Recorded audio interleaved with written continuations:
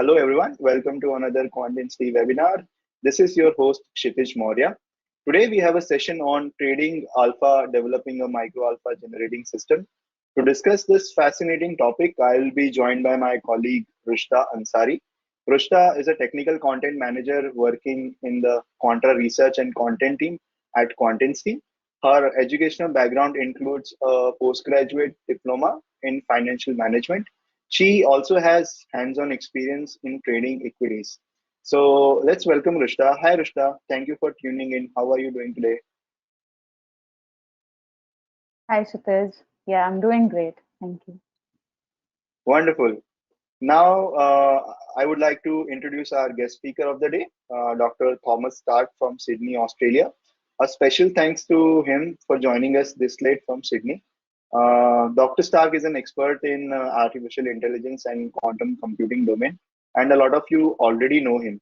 He is one of the esteemed EPAT faculty members, and he has also shared his experience on many occasions with us in the past, especially our recent session on micro alphas, financial geology, which many of you have thoroughly enjoyed. So, even a quick introduction about him. So, Dr. Starke has a PhD in physics, and he is currently leading the quant trading team in one of the leading prop trading firms in Australia, that is AAAQuants, as its CEO. And he has also held a senior research fellow position at Oxford University. Dr. Starke has previously worked at proprietary trading firm Vivian Court and Memjet Australia, the world leader in high-speed printing. He has led strategic research project for Rolls-Royce, and he is also the co-founder of microchip design company 𝗨𝘀𝗀𝗃𝗃. So, hello, Dr. Starke. Thank you for joining us this late from Sydney. How are you doing today? Hello. 1 second. Can you see me? Oh, there we are. Hello. How are you? Hello. Great. Great. Good So, evening. good evening. Good evening. So before we start with today's session, please note that I'll be sharing the links to some of the learning materials in the chat during the session. So don't forget to check them out, and we'll also be picking your questions at the end of the presentation. So please make sure that you are asking all your doubts and questions in the panel. Now, with that said, I'll be now passing on to Rushda to take this session ahead. So, Rushda, I'm going to make you the presenter so you can share your screen. Yeah.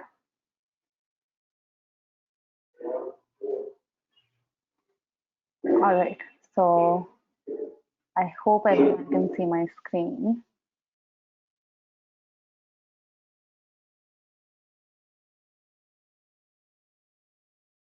All right. So hi everyone. My name is Rushta.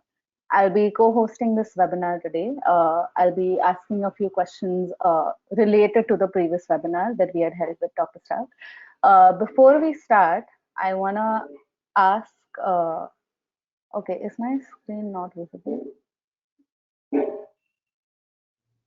It's white completely. It's blank. Okay, just hold on. Can you see it Now now? we can see. Yeah, we can see it now. Fine. So yeah, before we start with the session, I just want to ask a question to our attendees. I will be putting up a poll right now. So, okay. So if you guys have attended our previous webinar on micro alphas with Dr. Starke, just click on yes. And if y'all haven't, then y'all can click on no.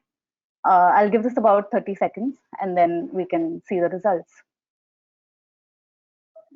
I would also like to encourage all the attendees to answer the poll so that we can have an idea of the crowd that we're working with, and this information will only help us make this session better for you. So please drop in your answers.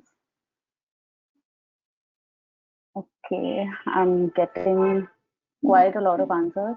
75% of the people have voted.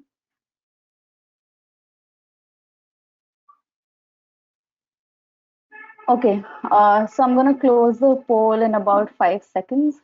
Whoever hasn't answered yet can still answer.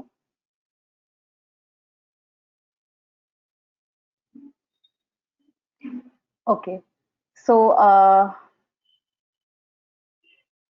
I've got the results with me. So 70% of the people have said that, 7% of the people have said that they have seen the previous webinar, and 93% of the people have said that they haven't seen the previous webinar.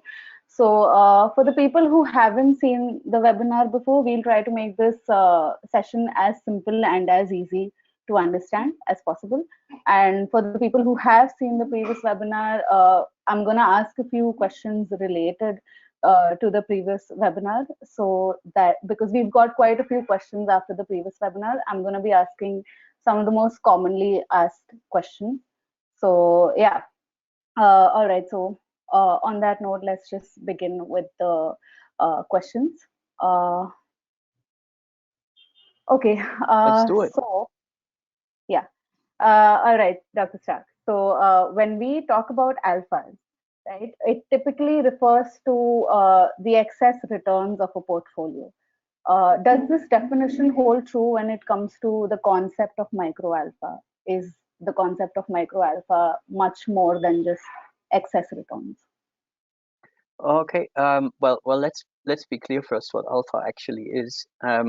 So it's alpha isn't just excess return. It's something that you perhaps call the idiosyncratic return. So I mean, if you have a market that just goes up, like the until recently, say the US market has just been climbing for well over 10 years until it recently crashed. But you know, it was fairly straightforward to generate returns in that market because you could just sit there and let your portfolio grow. But what that also meant is that you're actually really exposed not just to the upside, but also to the downside. And that's what we generally call an exposure to beta, which is basically an exposure to the movements of the market.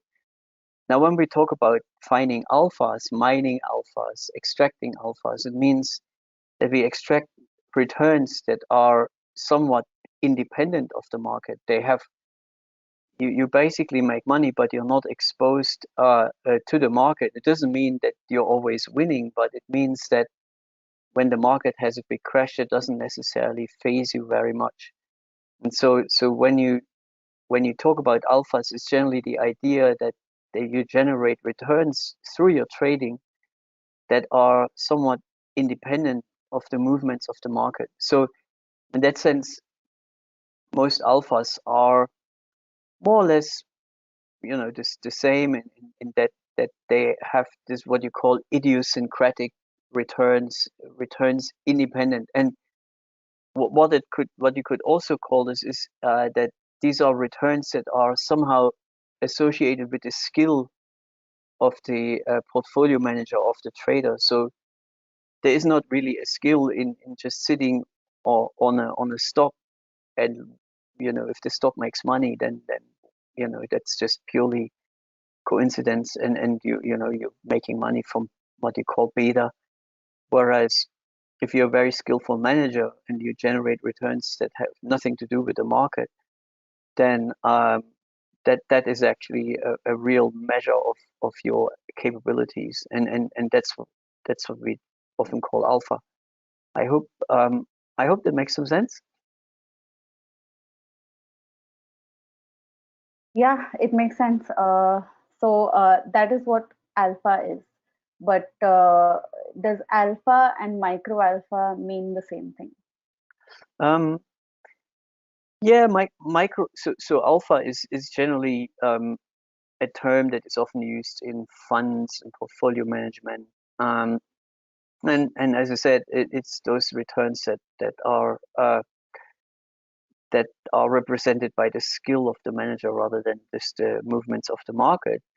Now, micro alpha is really not that different. The only difference is perhaps that when we talk about micro alphas and when we use them, what we're not looking for effectively trading strategies that produce phenomenal returns, but rather we look for small strategies that all contribute a little bit to the success of our trading.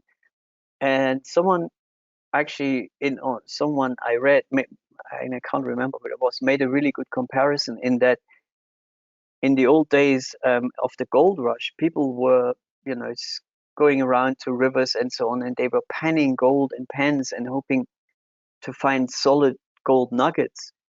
And pretty much all of them are washed away now, and no one finds gold nuggets anymore, more or less. But that doesn't mean gold mining is dead or gold finding is dead. Nowadays, we have huge mines, huge companies that extract a few grams of gold from every ton of rock. So it's just like tiny bits of gold dust. But nevertheless, there's still more gold being produced now by a long stretch than it was during the times of the gold rush. It's just the methods have changed because the old gold that was available in rivers and so on, the nuggets, they've been all harvested away.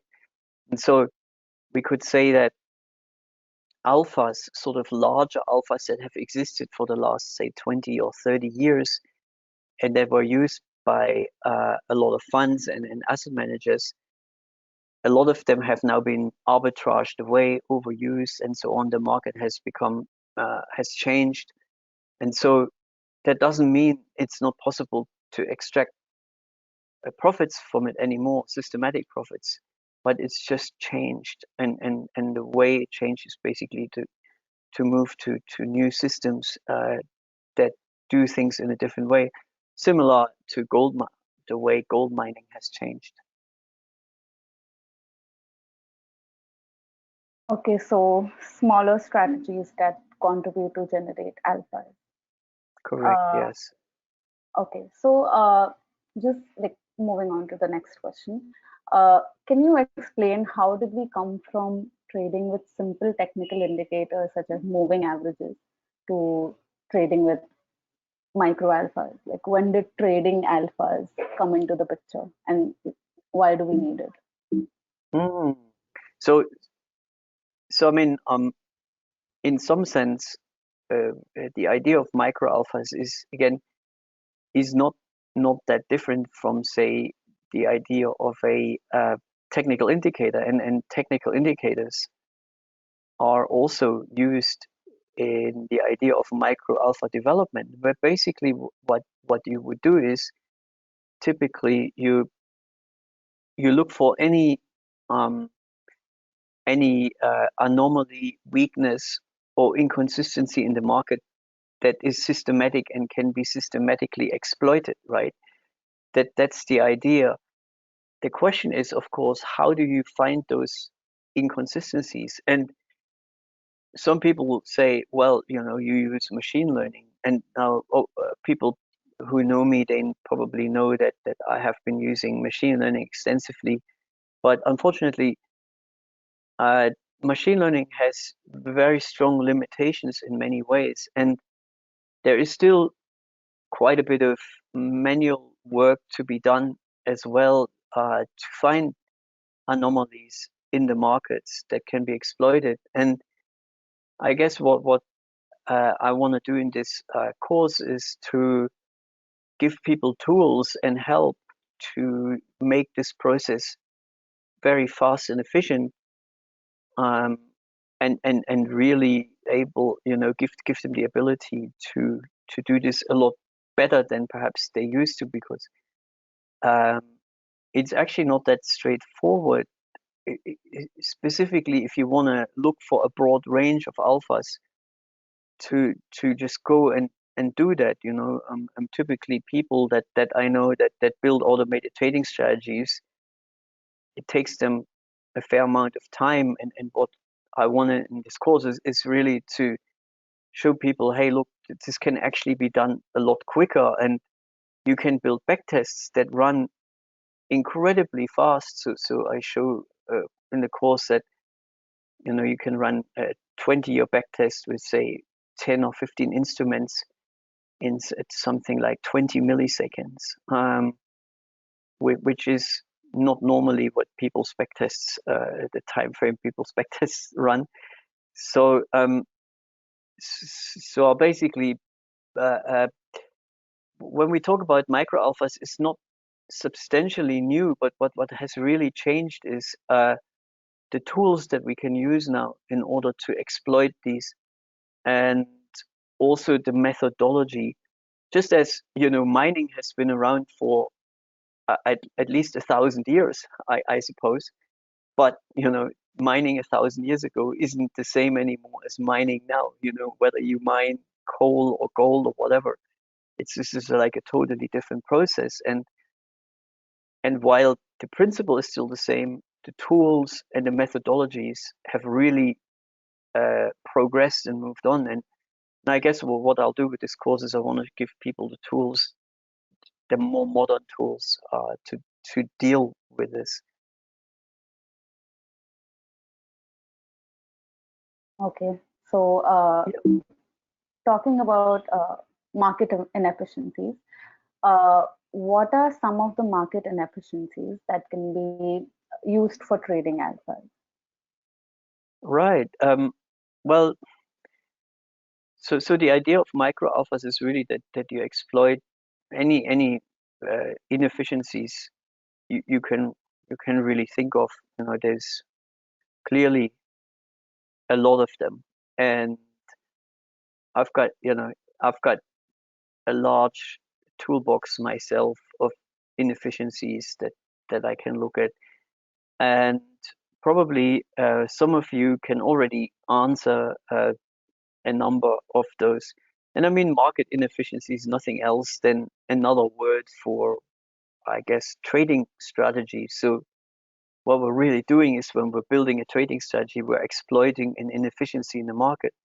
So let's just say we use a pairs trade. Basically, the inefficiency there is that there's two pairs that are co-integrated, and they have this common movement, and this common movement is somehow exploitable because it's not a totally random movement, and we can actually systematically exploit that. Now, this is one market inefficiency. Obviously, there's quite a few, you know, and you probably know most of them. We've got trends, we've got mean reversion, we've got cross correlation, which is basically correlations between assets in a sort of horizontal way, like a, rather than exploiting the time series, we exploit what happens between different assets. There is things like chart patterns. There's some alphas that are purely generated by machine learning. There's also some, you know, that use alternative data such as sentiment and so on. Now, I'm not talking about alternative data much in this course, because first of all, that usually requires generally expensive data sources, and they're also very, very specific. So in this course, I'm mostly talking about exploiting more, I should say, mathematical alphas. But you will see that there's some reasonably good strategies in this course already, which you might find quite interesting. So really, what we're looking at in this is a wide range of alphas. Yeah, another one actually is for example, volatility. Volatility can be exploited quite well too. So we're looking at all of these. We're looking at them from different angles, and most importantly, once we build them, or once we have built them, we look how we can optimize them, but without overfitting. So that's one of the most important things. Is okay, we can extract alphas or we can backtest things, but we then go ahead and just, you know, fit the best parameter set, we're probably straight away overfitting. So we look at this, and then the other really, really important aspect of it is how you combine all these little alphas and how you actually build them into a larger trading strategy. So there's quite a few aspects of that, and I guess you know, it requires quite a bit of understanding of the different parts, because what we're really building is quite a complex machine in a way, a bit like a little Swiss clockwork, which then needs to work in sync to actually helps us produce systematic trading returns. So yeah, we're basically looking into exploiting all types of anomalies, and I'm sure you will have seen one of or some of them, but there's probably quite a few that you haven't seen before. So I think most of you will find this quite interesting. I mean, there's some very out there anomalies that I have seen people use, like astrology, which is not something I will discuss. But I have my own views on the market. But then, hey, I've got a physics PhD, so I know a lot about gravity and how to calculate it. And the moon can move the oceans, so who knows? I have never tried it, but some of you might find it quite interesting. So I don't know. I definitely talk about much more mundane things, but from anecdotally and from what I hear, even some of the very well-known firms, they exploit some very, very esoteric alpha models in their works. So nothing, well, I should say almost nothing is out of limits. And it's really down to everyone's creativity to build the best things. Okay. All right. So market inefficiencies are basically trading strategies. Is like, if I want to combine more than one strategy, what should I keep in mind before I do that? There's quite a few things. I mean, combining strategies is it's not trivial.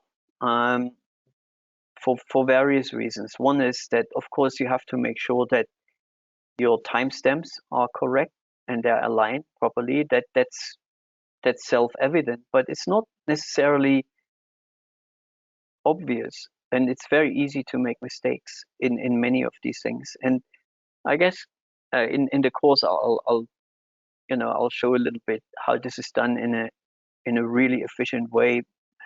One of the problems when we combine more of these is also that if we don't do this efficiently from a programming perspective, it can take a long time to calculate the results, which is not what we want, because if we want to do a good job mining alphas, we need to be extremely efficient in how we do it and what we do. So that definitely needs some attention. But there's other things as well in the combination, and there's specifically two things. One is the question of how correlated are the different strategies that I put in.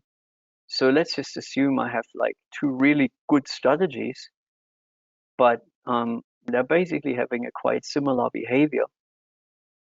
That's not really cutting it, because it means that one of these two strategies is effectively redundant.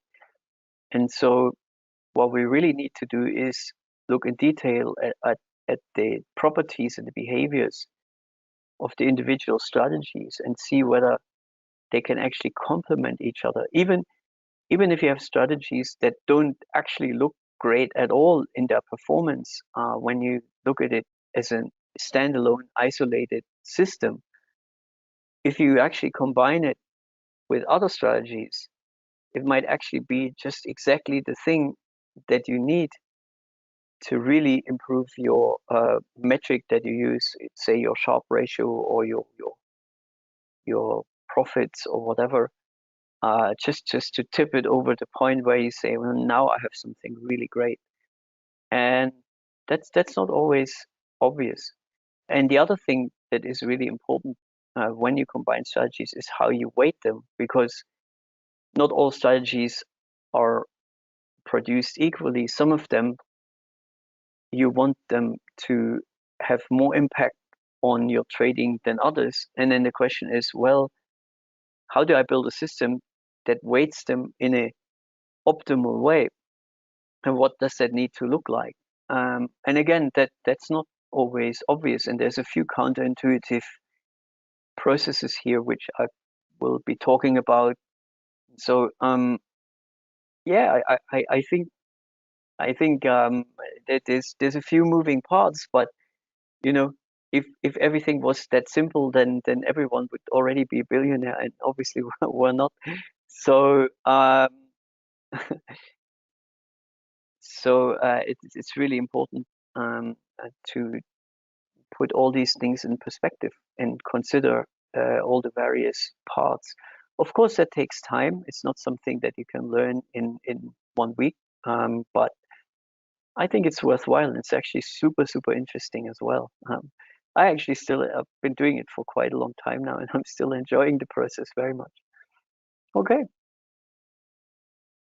Okay. So let's say that I've got a strategy. I want to backtest it. So we assess the results, right? Which metric do you think is the most ideal metric in your opinion? All right. Okay. So it's interesting. So the people that work with me or for me, that I always make sure that the one thing they're really getting good at is to actually read a tear sheet with all the different metrics. Usually when when we run a trading strategy, it produces a tear sheet, and it's, I don't know, there's about 50 different metrics on it, and they all do something different. And most people, like a lot of traders, they see these things and they don't necessarily understand most of it. They go, well, what does all this mean? And they maybe look at the final P&L and perhaps the Sharpe ratio, and then that's the end.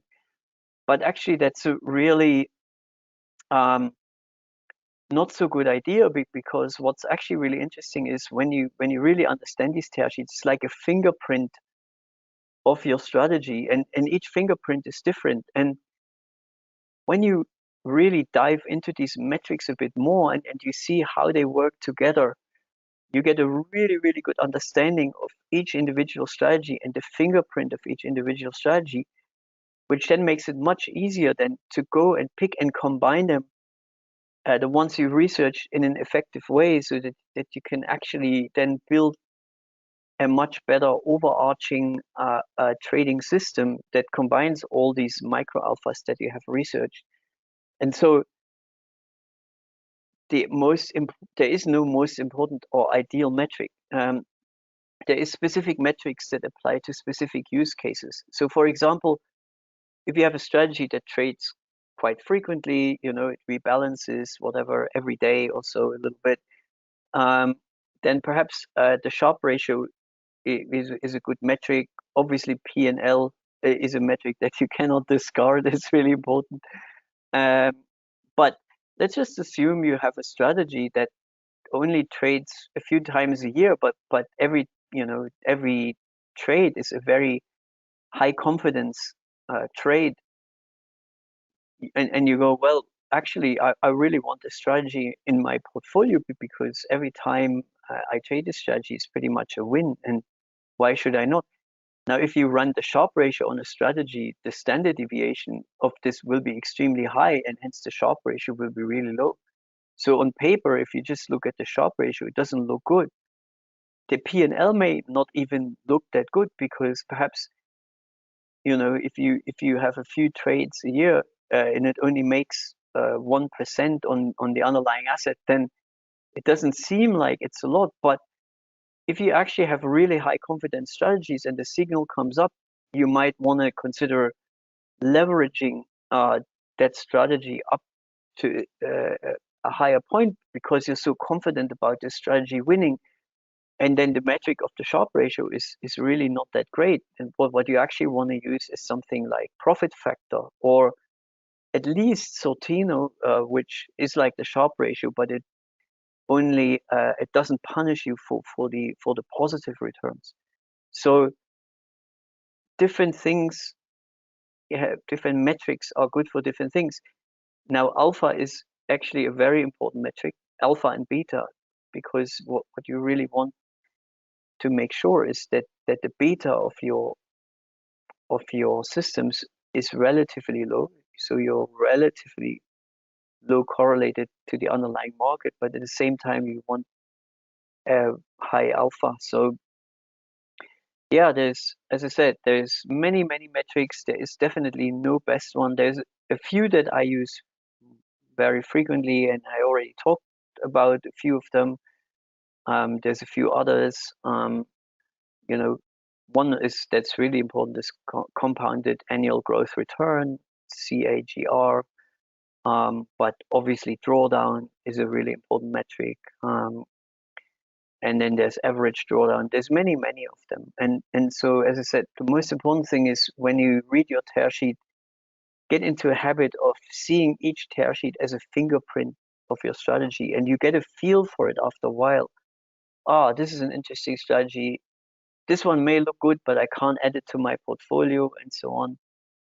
And you will learn over time to really read them in a very good way. And then probably the most important metric is really your understanding of all the metrics. And of course, there is a little bit of intuition involved here as well, because you couldn't just, for every tear sheet that you get, if you sit there and try to logically analyze everything, it would take you a long time.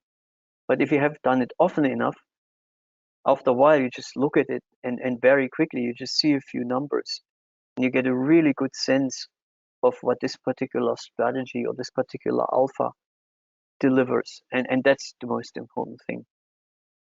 Okay. Okay, so our intuition is the most important metric. All right. Not always.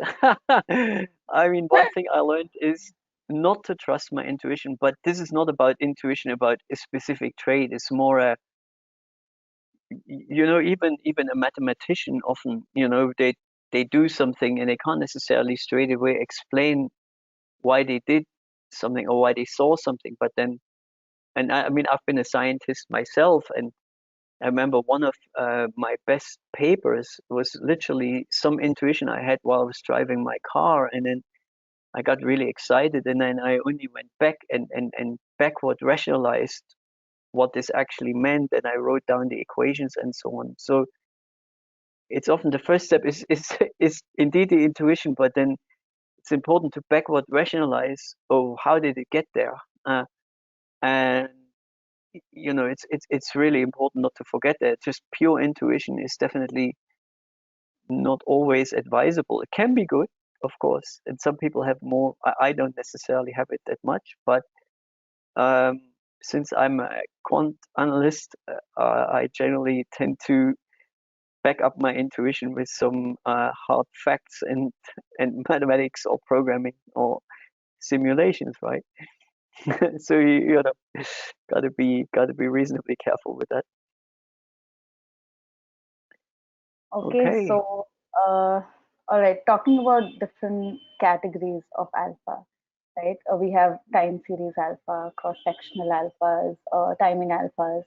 So can you tell us which type of alpha is suitable for which scenario? Well, I would say that there isn't really a specific alpha that applies to specific scenarios, but I should say a few things about, and this is something I talk in my course about in detail as well, that the way you look at specific asset classes, let's say, then determines the type of alphas you use. So for example, there's asset classes that are more symmetrical in the way their return profile looks, and there's other asset classes that are less symmetrical. So for example, equities do not have a symmetrical return profile. Equities, on average, tend to trend and go up. Why? Because companies produce added value, and so it's logical that the added value overall makes markets go up. I mean, of course, we do see crashes and so on, but when a company adds value, its value literally increases, and then that's reflected in the dollar price or in the whatever price of the company. Now it's and producing value means it's not a zero-sum game. Whereas if you, for example, look at foreign exchange rates, forex, that's what we call a zero-sum game. So, you know, when someone wins, someone else loses, and so on. And so foreign exchange is much more symmetrical. And now what that means is that, for example, for equities, what I tend to do is I trade the long and the short side differently. So I build different strategies for the long side and different strategies for the short side. Whereas for other asset classes, like specific futures, let's say commodities also, or foreign exchange, because they're much more symmetrical, I often tend to build the same strategies for the long and the short sides. So it's really important to make these distinctions. There's also a constraint in the liquidity of the assets you want to trade. For example, if you want to trade options, then you quite often have liquidity constraints in options, and also other things like futures or small stocks or whatever. And again, the way you trade them is again different than you would trade a highly liquid asset, for example. So it's not specific alphas that are suitable for specific things, but there's definitely a difference in the types of strategies you trade in 4 different asset classes, and that's really important to remember. They're not every market is just an up and down of returns and it's all the same. That's what I used to believe when I started this very naively, but I learned my lesson here many years ago. So again, I'll talk a little bit about that in the course as well, and how you potentially approach this. Okay. Okay, so now let's just move on to a few generic questions. All right, so what degree of expertise is required to develop a trading system? Well, I mean, that's a bit of a tough question, because it really depends what type of trading system you are developing. If it's, of course, we're talking about systematic trading systems here, so let's be clear about that. And in that case, fully systematic trading systems, so there's no discretionary decision making involved. Now, the next question is, how would you develop your trading system? So you could, for example, have a fully systematic trading system which is executed manually. So you produce a number of trading signals, but then what you do is you take the trading signals, you go to the market, and you open or close your trades in a manual way. So that's fully systematic, but not automated. And that's, you know, relatively doable. So if you have, for example, a bit of knowledge in Python programming or even Excel, you could already build a number of systematic trading strategies and produce trading signals, and then execute them manually, and that will already give you quite a decent strategy. And I mean, many funds around the world are still doing it that way. So there's a lot of funds out there that are still not fully automated.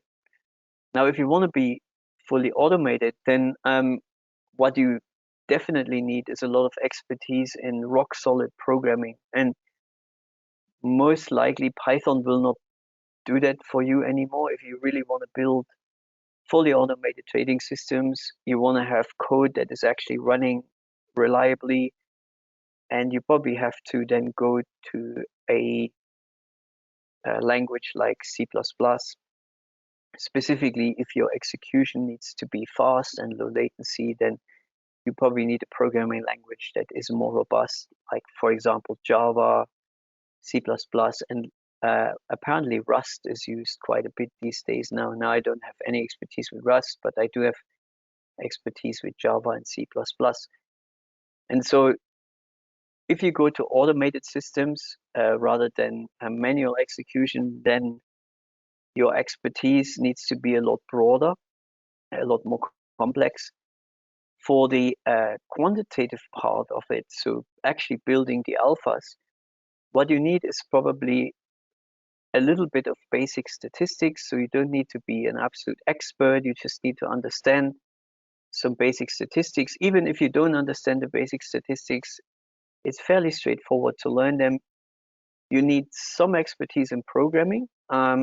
So, I mean, in the course, I'll show you like how to write those really effective backtests and so on. But obviously, you know, you need to also do a bit of studying how to write good programs on top of that as well. But you know, if you're interested, of course, you can start with a relatively small amount of expertise. And in some sense, when I started this, my expertise wasn't that great either. I didn't have a financial background. I also didn't have a programming background.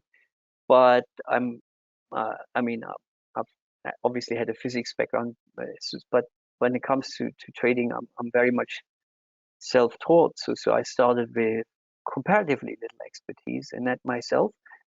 So it's definitely doable.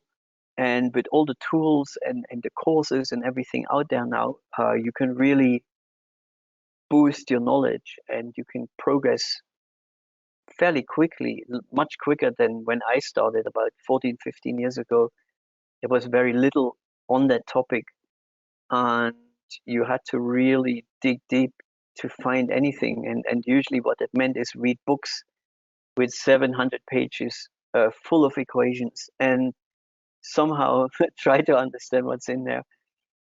But nowadays, obviously, that is made a lot more digestible. And I guess my micro alpha course is part of that as well. It's actually making things a bit more digestible and easier, manageable.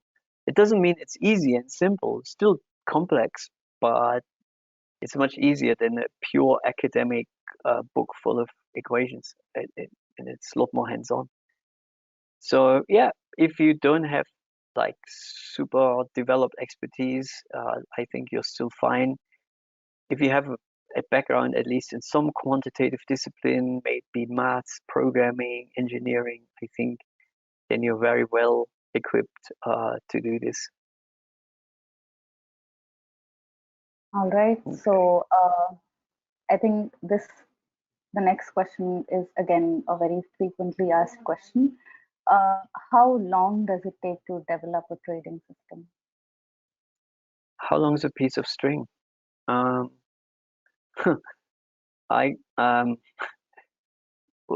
I developed, you know, I've developed trading systems in 2 hours. If you know what you're doing, it can be really quick.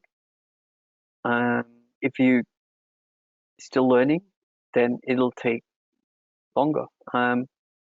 I mean, sometimes systems that I build in 2 hours, people might take 3-4 months to build them, which is fine, because you know, if your expertise is there yet and you're still learning, then it just takes a lot longer. And you'll find that ultimately, once you build it, you know, it all condenses to some few lines of code, and you think, well, why didn't I do this beforehand? Why didn't I realize this first? I could have just known this straight away, but of course you always start with something bigger. It's like when you solve mathematical problems, right? You end up writing all these formulas and it goes all the way, and then you just cross out a lot of terms, and then it just condenses and condenses again, and you end up just with a small equation or a small line of things, and you go, wow, I should have known this before. Of course you couldn't. So and of course someone like you know, some really great mathematicians, they look at the problem and their heads go bing, and they can churn out a formula without even writing down anything. But that's because they're absolute experts in their field and they understand what they're doing, and so it's much easier for them, or not easier, but quicker, a quicker process. But of course, they have also started from somewhere, and just this famous Indian mathematician Ramanujan comes to my mind, who said he downloaded it all from a higher spirit or God, and that's great too. You know, he's done some amazing, unbelievable work, and well, whatever you do, you know, but he also had to read some serious works of mathematics in order to get to where he is and learn a lot. And then once you have done that, then perhaps the downloads might start and the inspiration might flow, but it's always a difficult process. So at first it will take a while, it won't be straightforward, but the only thing that you can do is practice. This is very much how I've done it. I've just, whenever I saw anything that looked interesting, I put it straight into code and basically kept practicing my skills for a long time. Okay, so you mentioned that studying is also very important for developing a trading system to level up your expertise. So do you have any reading suggestions? Sure. I mean, it always depends a little bit on the level of your expertise as well. How, you know, whether you're more mathematically inclined, whether you're more interested in programming, and so it's actually quite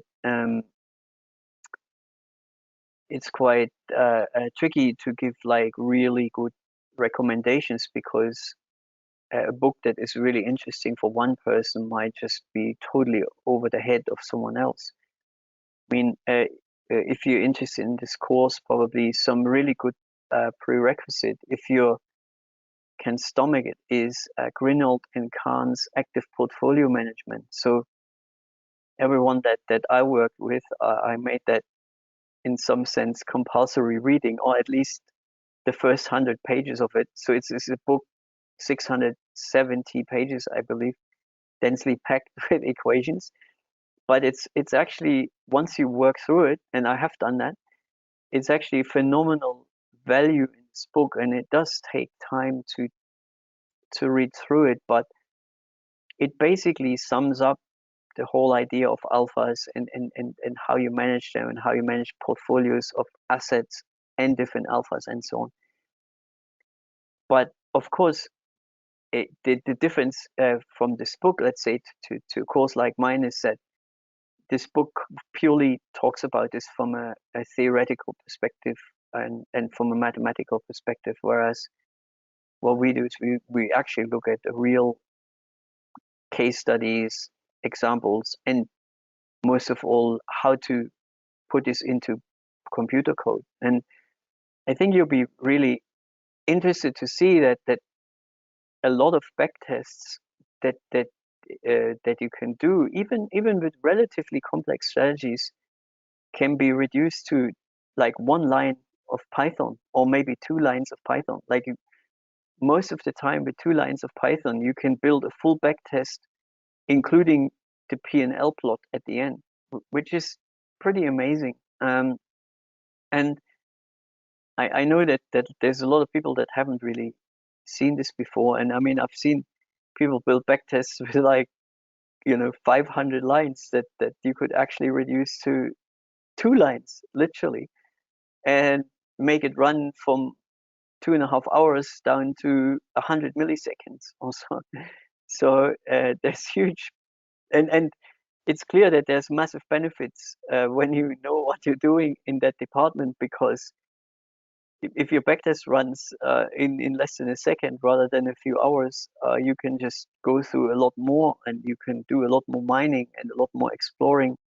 You can be a lot more creative and so on.